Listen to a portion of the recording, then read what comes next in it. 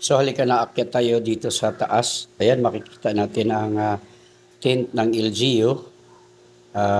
Dito magpahinga yung mga napapagod na tao at ito na, mapaakyat na tayo. Patungo tayo doon sa malaking cross. So, ayan ang mga palibot niya. May mga nagtitinda din.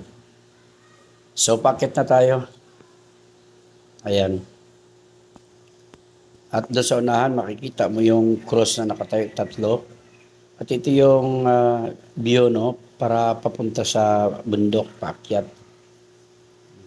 At may mga tao din naglalakad patungo doon sa cross para magdasal. So habang naglalakad tayo, no, patungo doon, makikita natin ang view ng Sugod Bay area. So ayan na yung mga tao, nagtirik sila ng kandila at ako naman bumili ng kandila para magdasal din. Iaalay ko yung kandila dito sa ating malaking cross, sa ating Holy Cross. So habang sinisindihan ko, medyo malakas din ang hangin.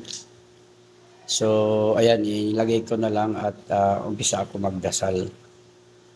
So ito, makikita natin ang tatlong cross. Dito ang mga tao pag panahon ng Kwaresma, dito sila magdadasal at magsakripisyo sila. So ito na yung view ng bundok na tinirikan ng tatlong cross. Overlooking ito sa Sugod Bay area at ayan na yung mga kandila na itinirik ngayon ng mga tao para sa kanilang pagdarasal. So ito na po yung tatlong cross na ating makikita sa panahon ng Semana Santa. Napakaganda rito at bababa na ako, pupunta na ako sa baba at pauwi na rin ang mga kasamahan ko.